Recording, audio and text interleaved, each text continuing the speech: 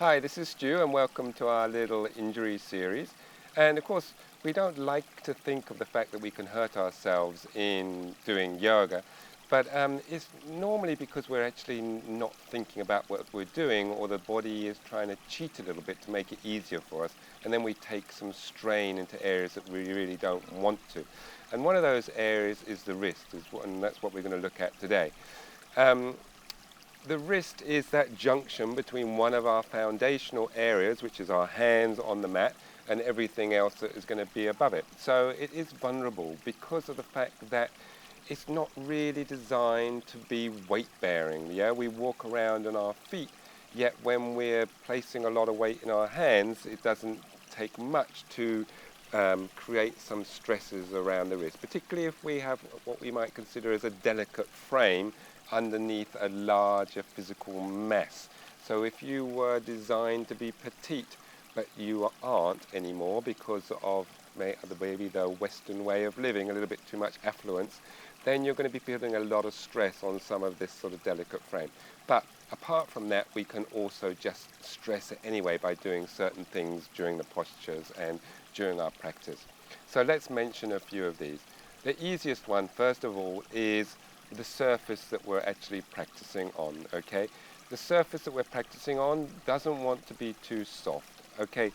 A yoga mat, that's fine, but if you're practicing on a carpeted floor and it's got a little bit too much give, that's going to be one of the first areas that you take it in, will be on the wrist, because when we've got our supposedly strong foundation on the floor, then what tends to happen is when the givey surface, we'll give a little bit on one edge, no matter depending on where our weight is going to in our foundation. And so that gives us an uneven amount of stresses around the wrist. So that's the first thing, the surface that you're practicing on. And of course, what do we love to do in these tropical places is practice a bit of yoga on the beach, yeah? And so the beach is unfortunately one of those places where your wrist is going to be vulnerable, particularly if you do postures that are weight bearing, which again, we want to do handstands on the beach because it's fun and it feels safe, and if we fall over, we're not going to hurt ourselves too much. But it's probably the worst thing you can do for your wrist, because the sand is going to give and you're going to be putting a little bit more weight, normally to the outside actually, and after 10, 15, 20 minutes of arsing around, you can land up the next day with a little bit of a sore wrist. And wrists are one of those areas, a little bit like the shoulder, that can drag on a long time because all the time we're using them in the yoga. We're placing our hands down, we're jumping, we're taking weight into them, so it's a little bit difficult for them to recover. So bear that in mind. Of course, I don't want to stop you having fun on the beach, but just don't do too much of it at any one time. I would say that if you're going to do weight-bearing postures, if you're going to do handstands, that sort of stuff on the beach, okay? So how else do we mess them up in the practice? Well, the next big one is not keeping our foundation solid or not spreading the weight around our foundation properly. So when we're in our down dog and we're thinking of having our hands placed on the mat, normally around about shoulder width apart, the orientation of the hands can change a little bit depending on how tight you are in the shoulders. But what you still want to feel is that you have weight bearing down onto the inside knuckle at the base of this finger here, the index finger, and the base of the thumb. And also an even amount of weight on the outside.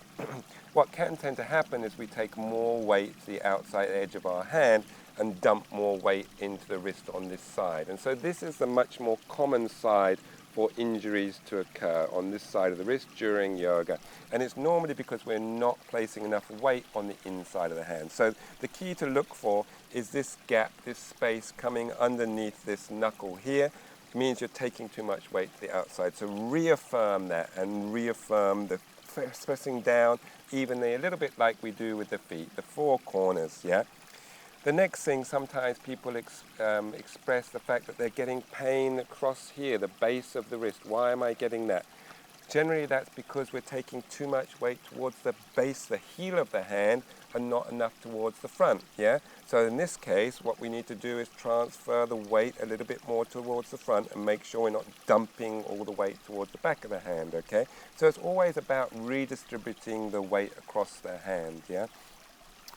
if we transition a little bit into the fingers, it is possible. Now we want our fingers nice and spread in the yoga because it gives us a nice sense of foundation, an easy amount to play with, but we don't want to spread our fingers too wide, yeah, because what that can do is, particularly with the little finger, if you look at my hand here, maybe I'll point it, this camera might be easier, you can see how this little finger sticks out more than the rest. And I have to be really careful actually when I'm practicing to keep pulling that little one back in again, because what tends to happen is you can take more weight into that little finger as you're jumping out, and it tends to do a little bit more of the correcting balancing. And then what you tend to land up is with pain sort of around about here, yeah? So what that's coming from is too much spreading and taking a little bit too much weight into that finger as you're jumping around the place. So you want your hand spread, but not spread absolutely as wide as you can, yeah? So we want some containment, and we want to be then, we've placed our hands, but a little bit of activity, a little bit of drawing back as well, so as we're not just completely squashing and flattening out, a little bit of activity in the fingers as well, and that will help as well, okay? So we've got weight coming into the outside of the wrist, generally in our down dogs, that sort of thing. So the next transition on our journey up from that is when we're jumping forwards and back.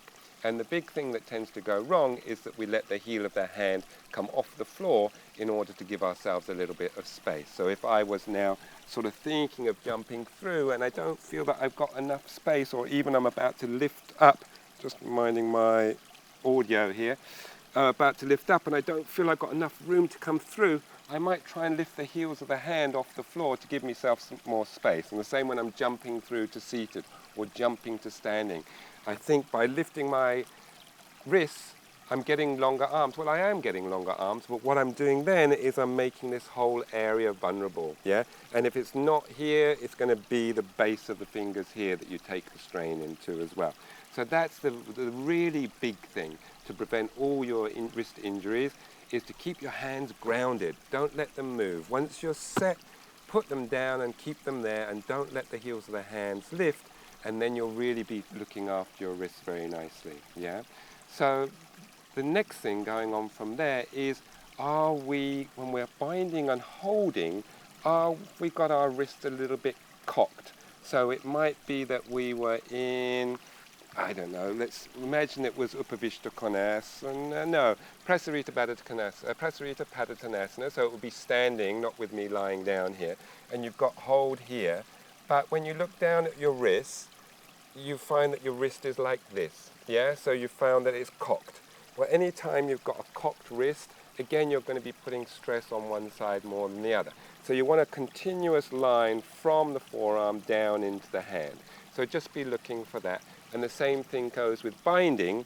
When you're binding around and you're getting hold of something, are you having to twist your wrist to actually make that bind? Well, if you are, you need to maybe give yourself a little bit of help and have a little strap, or wait until your hip is open a little bit more, rather than take your wrist into a contorted position to make the bind, because this will be the weak point. You know, like we're saying, the weak point in the leg complex is generally the knee or the ankle.